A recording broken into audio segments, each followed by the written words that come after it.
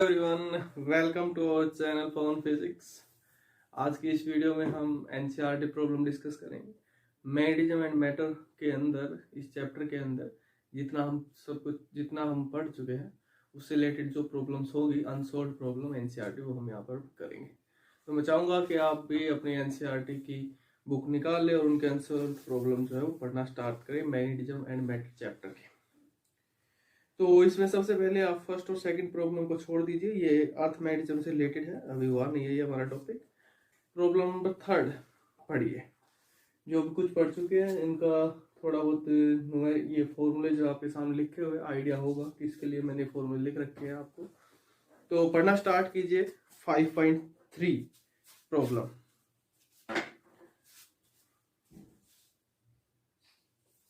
क्या कह रही है आपको इसके अंदर, कोई शॉर्ट बार मैग्नेट है। शॉर्ट बार मैग्नेट जब भी वो बोले इट मीन्स उसकी जो लेंथ जो है काफी कम है और उसका एक्सिस जो है वो 30 डिग्री के साथ है यूनिफॉर्म एक्सटर्नल मैग्नेटिक फील्ड के साथ।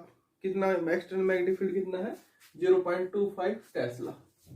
ये आपके पास यूनिफॉर्म एक्सटर्नल मैग्नेटिक फील्ड है जिसकी वैल्यू है आपके पास 0.25 टेस्ला।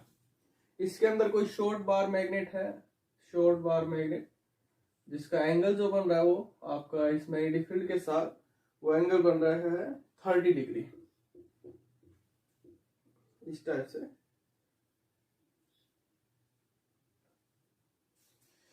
और इसके ऊपर टॉर्क जो एग्जर्ट हो रहा है, टॉर्क एग्जर्ट हो रहा है 0.25 टेस्ला।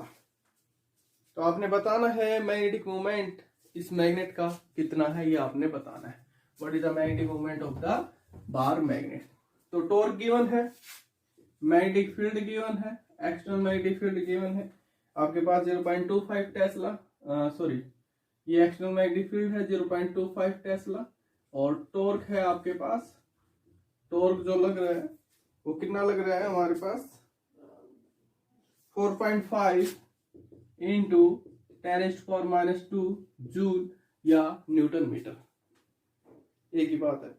तो निकाल दीजिए मैग्नेटिक डायपोल मोमेंट। हमारे पास क्या फॉर्मूला होता है जब भी आप किसी बार मैग्नेट को यूनिफॉर्म मैग्नेटिक फील्ड में रखते हैं तो उसके ऊपर जो टॉर्क जो एग्जर्ट होता है तो is equal to m cross b या mb साइन ऑफ थीटा। यहाँ पर आपके पास फॉर्मूला लिखा हुआ है, इस वाले फॉर्मूला का यूज कीजिए। तो magnetic dipole moment is equal to tau by b sine of theta. सभी को ऐसा सिस्टम में कन्वर्ट कीजिए और वैल्यू रखिए। तो यहाँ पर आपके पास टो की वैल्यू है आपके पास 4.5 इंटू 10⁻⁻², बी है आपके पास 0.25, साइन है आपके पास थीटा जो है वो है 30 डिग्री, 30 मीन्स π/6। तो π/6 की वैल्यू रखिए साइन 30 डिग्री। सोल्व कीजिए, जो भी आपके पास वैल्यू आएगी वो हमारे पास मैग्नेटिक डायपोल मोमेंट की वैल्यू आ जाएगी, ampere metre square. Okay, next problem study कीजिए।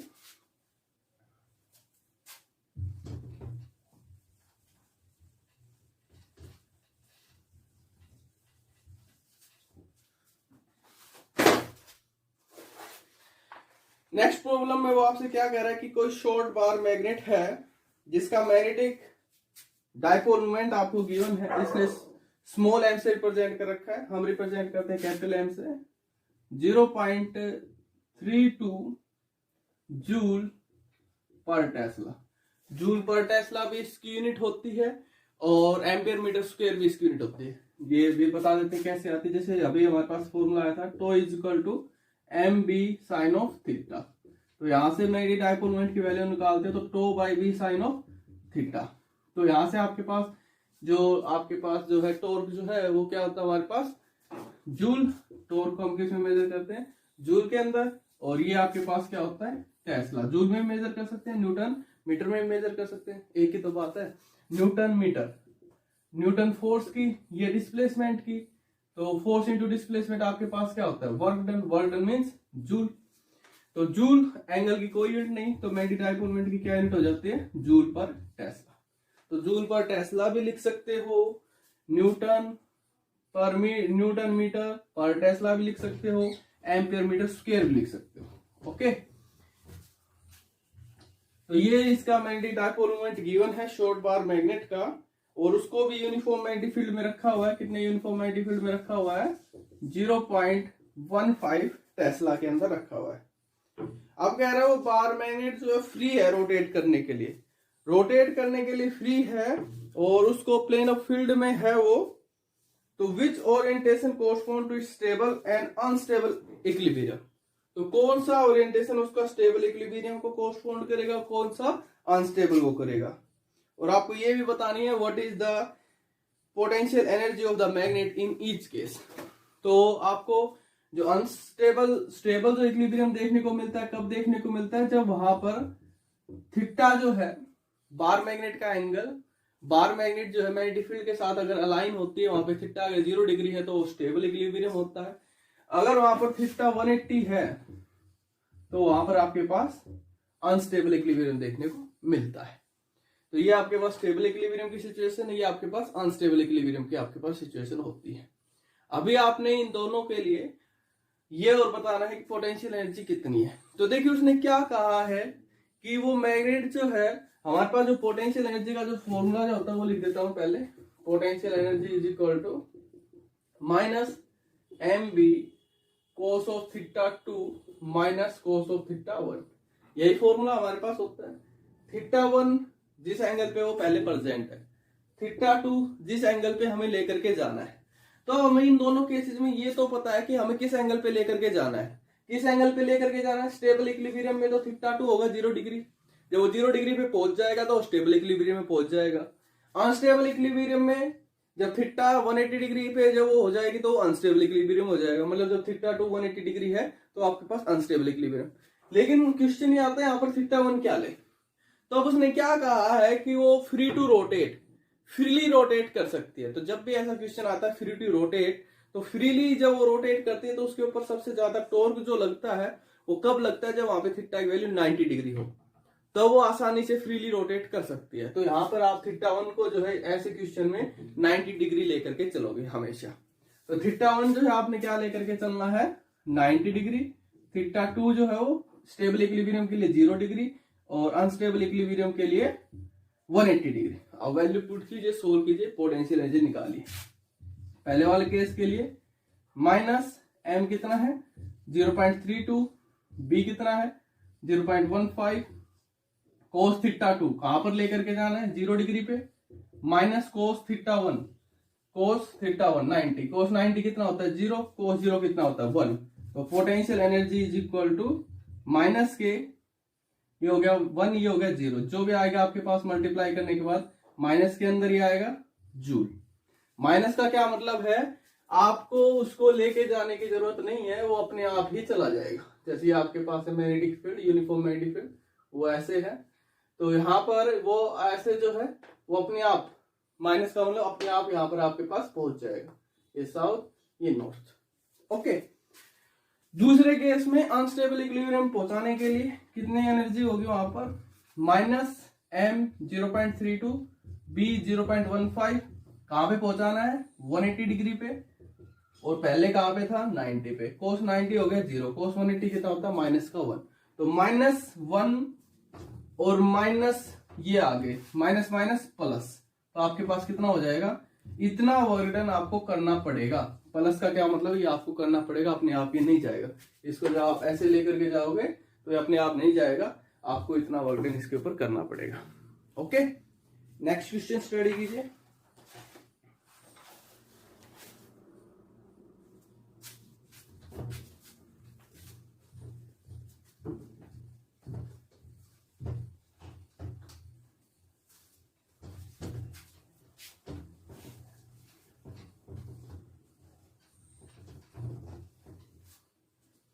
कोई क्लोजली बाउंड सोलेनोइड है जिसके अंदर 800 टर्न्स प्रेजेंट है। टोटल नंबर ऑफ टर्न्स आपको गिवन है 800 है, और उसका एरिया ऑफ क्रॉस सेक्शन जो है वो कितना है 2.5 into 10⁻⁻⁴ metre square.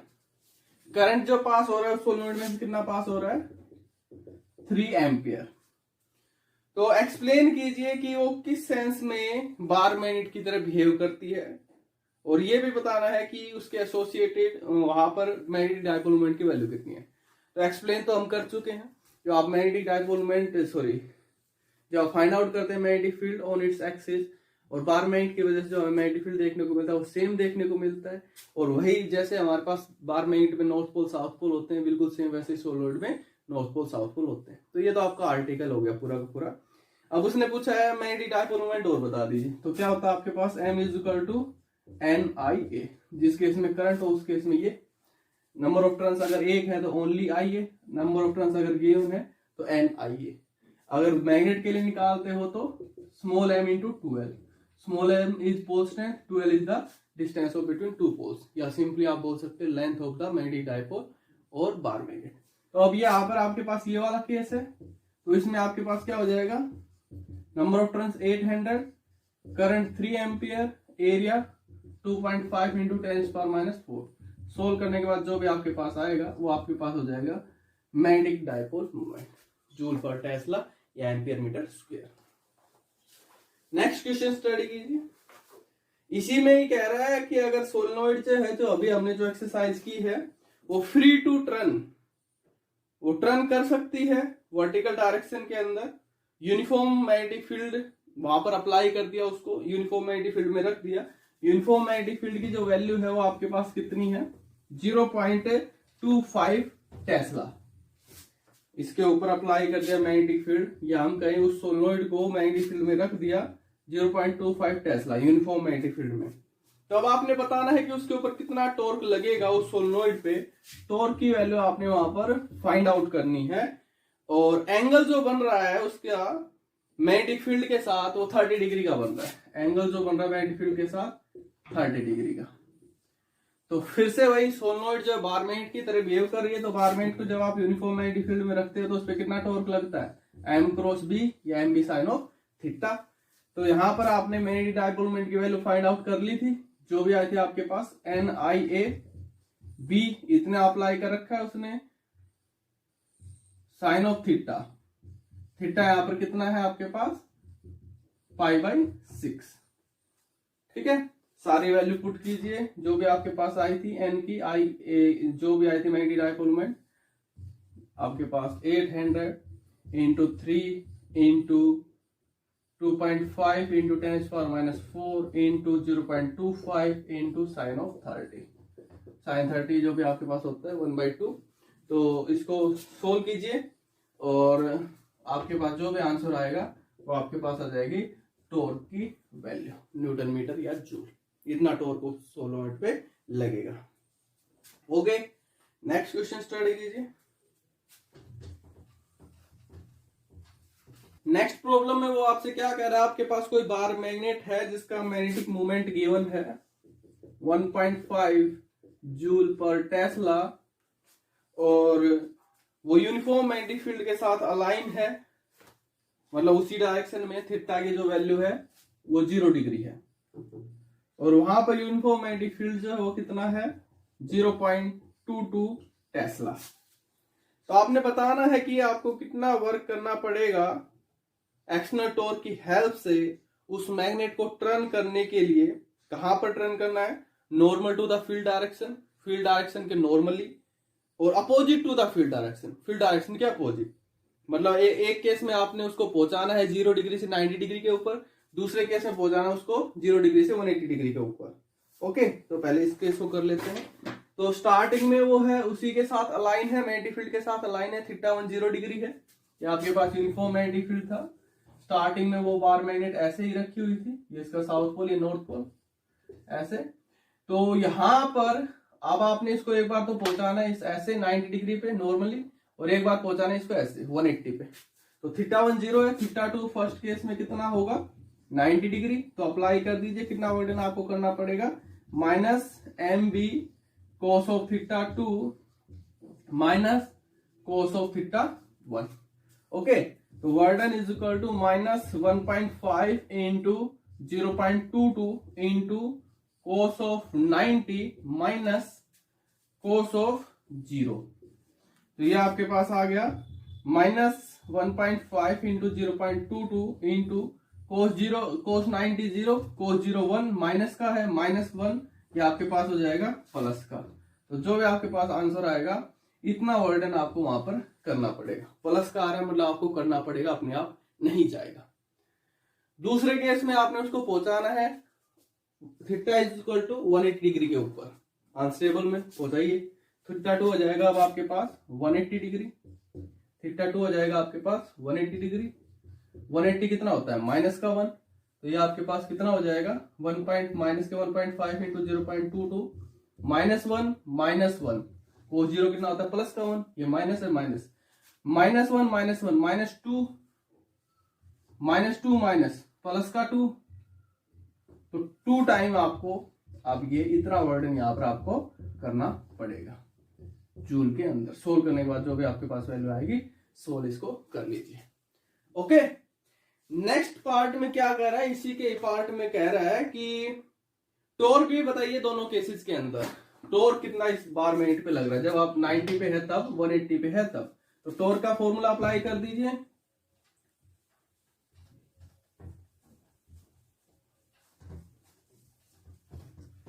Torque is equal to mb sine of theta. जब 90 पे रखा तब कितना टॉर्क लगा 1.5 इंटू 0.22 इंटू साइन 90, साइन 90 कितना होता है 1, तो जो भी आपके पास वैल्यू आएगी इतना टॉर्क लगेगा। जब 180 पे रखा तब कितना टॉर्क लगेगा 1.5 इंटू 0.22 इंटू साइन 180, तो साइन 180 इज इक्वल टू 0 0, उस टाइम पे 0 टॉर्क वहां पर लगेगा, मतलब वो रोटेट नहीं कर सकती है।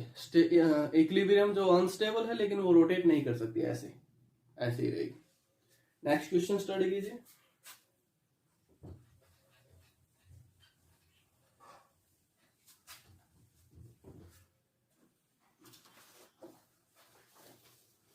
नेक्स्ट क्वेश्चन में कह रहा है कि आपके पास कोई सर्कुलर कॉइल है जिसके अंदर 16 टर्न प्रेजेंट है। टोटल नंबर ऑफ टर्न्स कितनी है 16 है। जब वो total number of turns given देता है तो आप ऐसे सोल्व करोगे, number of turns per unit length की टर्म में देता है तो आप पहले टोटल नंबर ऑफ टर्न्स वहां पे फाइंड आउट करोगे, जो भी आपके पास फॉर्मूला हो उसके अकॉर्डिंग। रेडियस जो है उसकी सर्कुलर कॉइल की वो कितनी है 10 सेंटीमीटर। SI में कन्वर्ट करेंगे तो 10 इंटू 10⁻² मीटर, यानी ये आपके पास हो गया 0.1 मीटर। और वो normal to an external magnetic field of magnitude normally theta 90 है, साइन 90 1, तो मैग्नेटिक फील्ड वहां पर कितना है 5.0 इंटू 10⁻² टेस्ला। कोयल जो है वो फ्री है टर्न करने के लिए अपने एक्सिस के अलोंग, और आपने बताना है when the coil is turn slightly and release, जब उस कॉइल को थोड़ा सा स्लाइडली टर्न करते हैं और छोड़ देते हैं तो वो ऑसिलेट करना स्टार्ट कर देती है। ऑसिलेट करना स्टार्ट कर देती है तो बताइए उस टाइम पे जब ऑसिलेट करती है उस टाइम पे उसकी जो फ्रीक्वेंसी जो है ऑसिलेशन की वो कितनी है 2.0 पर सेकेंड, मतलब एक सेकंड में 1/2 इतने बार वो ऑसिलेट करती है 0.5 टाइम। तो आपने बताना मोमेंट ऑफ इनर्शिया कॉइल का कितना है about its axis of rotation. Moment of inertia आपने फाइंड आउट करना है। तो हमने बार मैग्नेट के लिए moment of inertia find out किया था +1 क्लास का कंसेप्ट यूज करके। अब हमारे पास जो सर्कुलर कॉइल जो है वो भी as an magnetic dipole behave करती है, एक उसका नॉर्थ पोल होता है एक उसका साउथ पोल होता है, तो उसको भी हम बार मैग्नेट मान करके सेम वैसे ही एक्सप्रेशन फाइंड आउट करेंगे तो हमारे पास वही रिजल्ट आ जाएगा जो हमारे पास लेसन आया था, जो हमने फाइंड आउट किया था। क्या लेसन आया था हमारे पास, ये रहा लेसन जो आया था B is equal to 4π² I/mt², ये लेसन हमारे पास आया था। तो यहां से अब आप यहां से आपके पास क्या क्या चीजें गिवन है वो देख लीजिए। 4π² I/mt², आपको जो फाइंड आउट जो करना है वो मोमेंट ऑफ इनर्शिया आपने यहां से फाइंड आउट करना है। तो 4π ओके, यहां पर आपके पास है मोमेंट ऑफ इनर्शिया निकालना है, B गिवन है, टाइम यहां से फाइंड आउट कर लेंगे फ्रीक्वेंसी से, और बचा मैग्नेटिक डायपोल मोमेंट। तो आपके पास मैग्नेटिक डायपोल मोमेंट क्या होता है, पहले इसको एक साथ लिख लो। I की वैल्यू आपके पास क्या आ जाएगी BMT² 4π²। T आपके पास क्या होता है reciprocal of frequency BM/ν² into 4π²। Okay, तो B है, न्यू है, 4 है, पाई है, बचा M। तो M आपके पास क्या होगा NIA। तो B M magnetic dipole moment क्या होता है आपके पास, या तो स्मॉल m इंटू 2L या NIA, ये आपके पास होता है क्या, मैग्नेटिक डायपोल मोमेंट। तो इस केस में आपके पास जो मैग्नेटिक डायपोल मोमेंट जो आपके पास आएगा, यहां से वैल्यू जब हम पुट करेंगे, N16 है, करंट IA, एरिया कितना आपके पास πr², ये हो जाएगा हमारे पास मैग्नेटिक डायपोल मोमेंट। करंट की भी वैल्यू शायद गिवन मिलेगी, हाँ करंट भी गिवन है, करंट है इसमें 0.75 एम्पियर जो है वो वहां पर फ्लो कर रहा है, करंट गिवन है भाई। आई जो है वो आपके पास ये करंट है, ये मोमेंट ऑफ इनर्शिया है। मोमेंट ऑफ इनर्शिया को मैं ऐसे दिखा देता हूं, ओके। तो ये करंट जो है वो कितना है आपके पास 0.75 एम्पियर, ये भी आपके पास गिवन है। तो 16 इंटू 0.75 इंटू पाई, 3 पाई को पाई रख लीजिए, कैंसिल हो जाएगा, और r 10⁻⁻1 या 0.1 का स्क्वायर। सोल्व कीजिए, जो भी आपके पास वैल्यू आएगी, तो मोमेंट ऑफ इनर्शिया हमारे पास कितना आ जाएगा, b कितना है 5.0 into 10⁻⁻2 into magnetic dipole moment वो रहा 16 into 0.75 into pi into 0.1 into 0.1 upon frequency कितनी है 2.0 पर सेकंड या 2.0 हर्ट्ज, तो इसका स्क्वायर करोगे तो 2.0 इंटू 2.0 इंटू 4 इंटू 3.14 या पाई रख लीजिए, पाई इंटू पाई। सोल्व कीजिए, कैंसिल कीजिए, जो भी आपके पास वैल्यू आएगी वो आपके पास आ जाएगी मोमेंट ऑफ इनर्शिया की वैल्यू किसके अंदर, किलोग्राम पर मीटर स्क्वायर के अंदर। आई इज इक्वल टू जो भी आएगा किलोग्राम मीटर स्क्वायर। सोल्व कर लीजिए, ओके। अब चलिए नेक्स्ट क्वेश्चन पे, इसको छोड़ दीजिए, अभी नहीं हुआ। अब आप चलिए 5.12 क्वेश्चन के ऊपर, ये लास्ट है इससे रिलेटेड। तो आपके पास कोई शॉर्ट बार मैग्नेट है, शॉर्ट बार मैग्नेट मतलब कोई छोटी सी बार मैग्नेट है, जिसका मैग्नेटिक डायपोल मोमेंट जो आपके पास वो है 0.48 जूल पर टेस्ला। आपने डायरेक्शन बतानी और मैग्नीट्यूड बताना है मैग्नेटिक फील्ड का, produced by magnet at a distance of, कितनी डिस्टेंस पे, 10 सेंटीमीटर डिस्टेंस पे, फ्रॉम इट्स सेंटर, इसके सेंटर से, एक्सिस पे भी और इक्वेटर पे भी।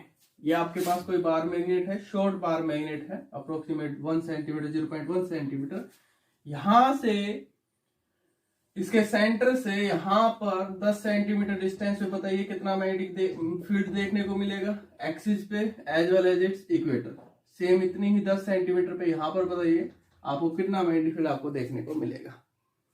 तो यहां पर मैग्नेटिक फील्ड जो आपके पास होता है, हम वही केस स्टडी कर रहे हैं, when this distance x is much greater than l या a, जो भी आप लेकर के चलते हो, तो उस केस में आपके पास जो होता है हमारे पास p is equal to μ0/4 pi 2m/x³ on axis, यही होता है। और इक्वेटर पे क्या हो जाएगा, इसका हाफ सेम डिस्टेंस पे μ0/4 पाई m/x³।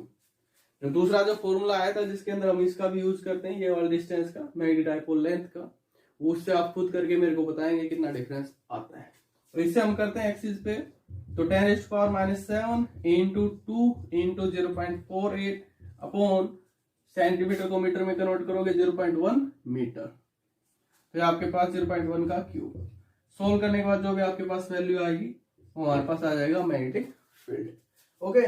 इसमें निकालोगे सेम ऐसे ही, इसका हाफ हो जाएगा सीधा सीधा, जो भी आपके पास आएगा वो हमारे पास मैग्नेटिक फील्ड की वैल्यू आ जाएगी।